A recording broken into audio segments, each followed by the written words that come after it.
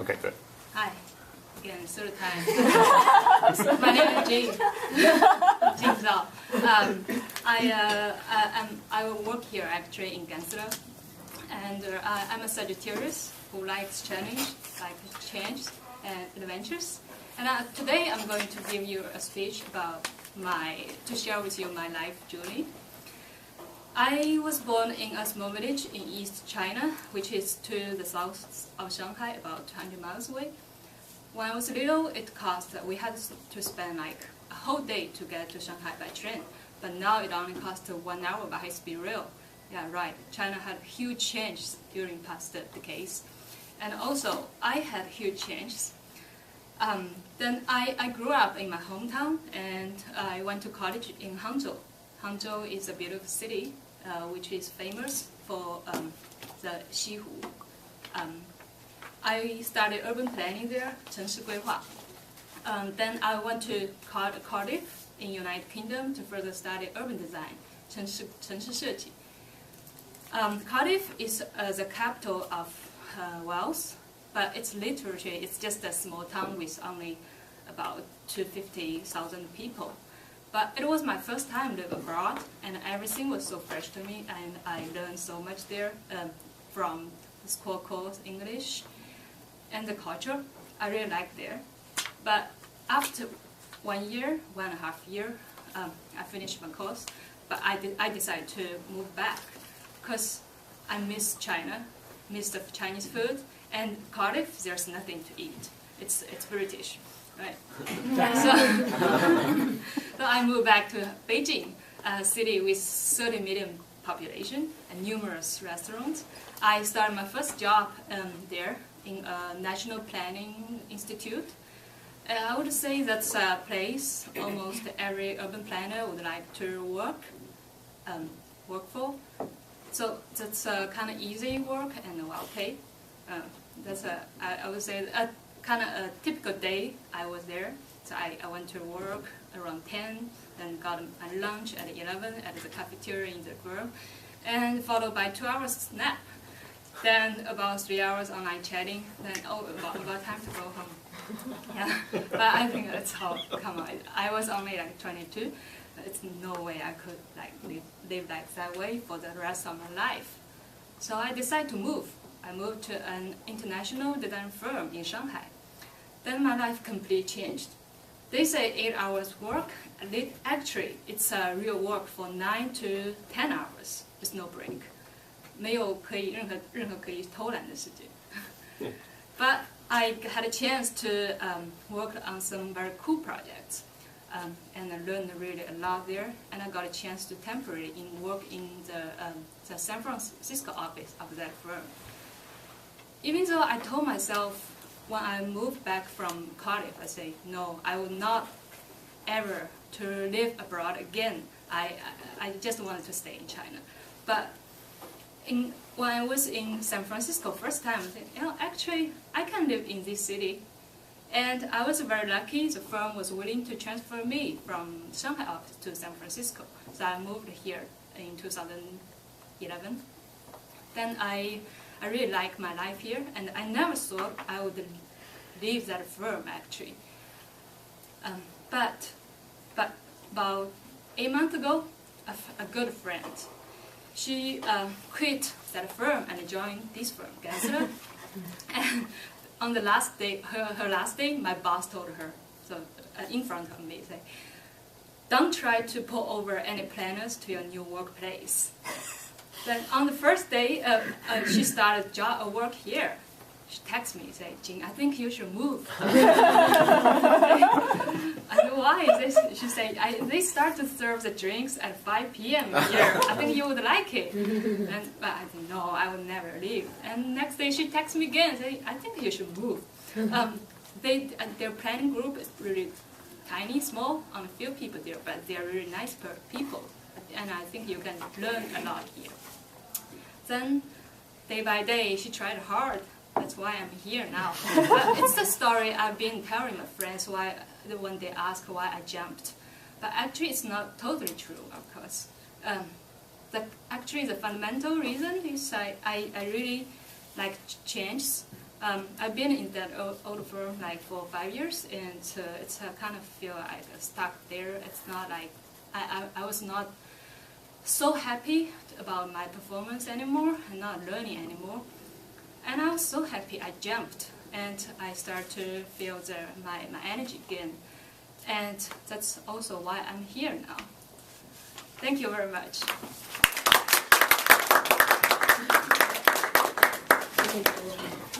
That's okay. 谢谢，很有意思。给你们1分钟写你们的评估。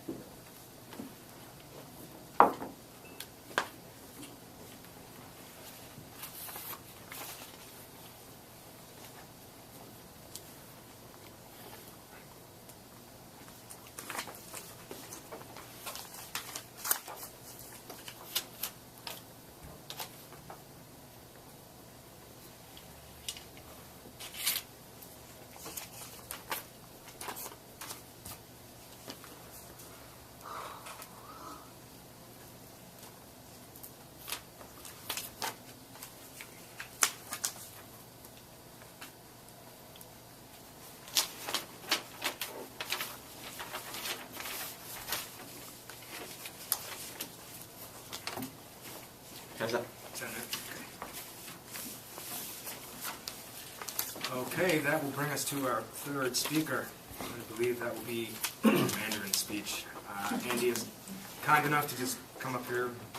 Zero preparation. Andy's going to give a speech tonight out of his pocket.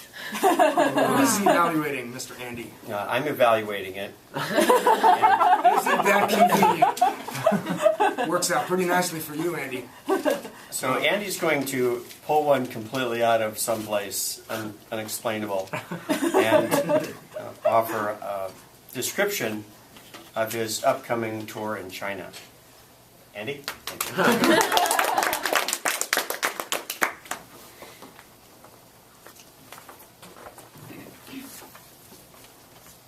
Good evening. 晚上好。今天我想讲到今天讲的题目就是，我不久的将来我就到中国大陆旅行。这次到中国我是做一个旅游团的导游。那为什么？因为我这差不多40年来，我在研究中国文化的。这40年，我在研究什么的？首先，我在学习中国传统的文化，比方说这个唐朝的唐诗宋词这样的四书五经，这样特别可以说是传统的中国文化。不过，从90年代以后，我特别注重这个中国佛教和宗教的历史和宗教的文化，特别在佛教方面的。我把一些这个古典的中国禅宗佛教禅宗的记载翻成英文。我写了2本有关中国禅宗的历史书，所以我这次到中国，我为什么做导游？因为我们的路线就是包括中国北方最出名的有关中国佛教文化的地点。比方说，我们从上海飞到敦煌，敦煌就是在丝绸之路的一个非常出名的一个佛教文化中心，包括些什么的景点。最出名的就是叫做莫高石鼓。波高石鼓就是这个古代的佛教从印度到中国过来的时候，坐丝绸之路过来的时候，是经过这个敦煌一个 oasis， 绿洲，绿洲，绿洲，绿色的绿。哦，绿洲。那时候这个很多禅宗的和尚就在那个地方的岩洞里打坐，他们的生活特别好，因为很多商人经过丝绸之路的，都让他们都给他们赚钱，给他们很多的offerings， 就是所以他们的生活也可以说是相当好的。不过以后这个中国的国王梁朝北梁朝的两代的国王叫做孟森，就把他们的这个岩洞来当做他把他自己的像给放在里面。所以中国敦煌不只是有这个非常重要的宗教的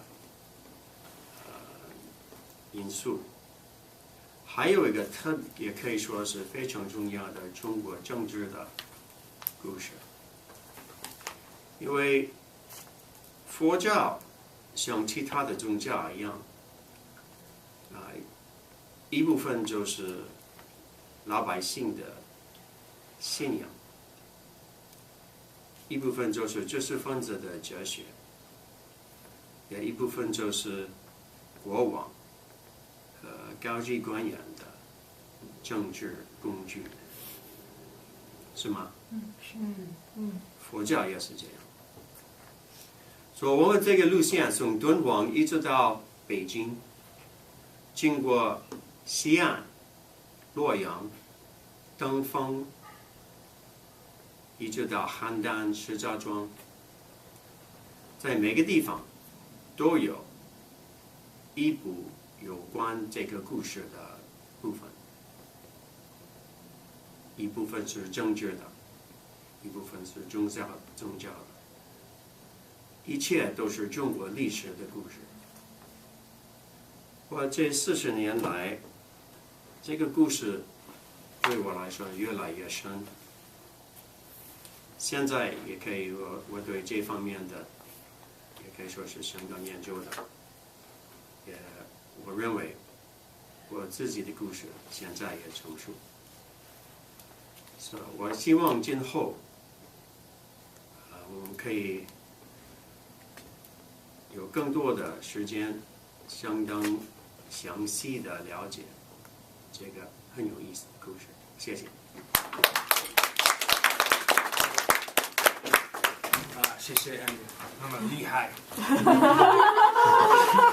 我什么都听不懂，不是你的问题，是我自己的问题。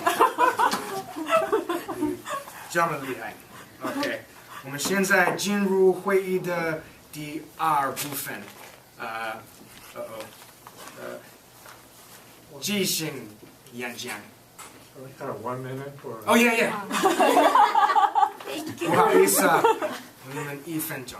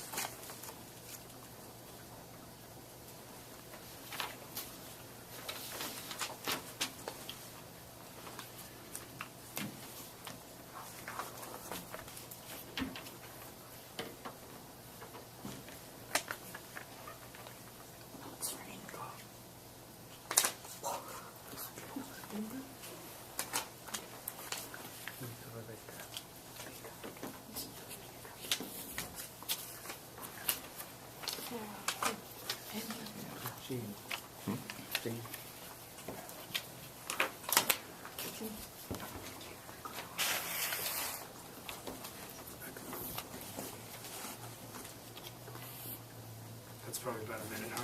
Yes, sir, correct. Okay.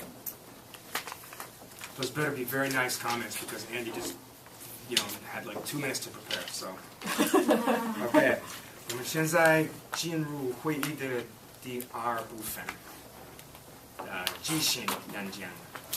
请大家欢迎即兴演讲主持人，who would be JJ.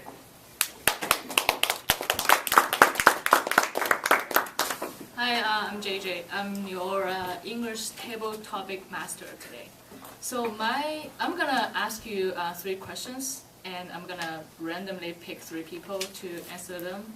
So the purpose is to improve your skill of public speaking without any preparation. So it's gonna be a challenge. All right. So I believe that everyone here has read or even written poetry before, right? So I'm gonna ask. So my first question is, what's your favorite English poetry? I actually don't know any English poetry, so I would like to know, or I'm very interested in that. So, any volunteer? Joy English poetry. What? Joe. You wanna? Yeah.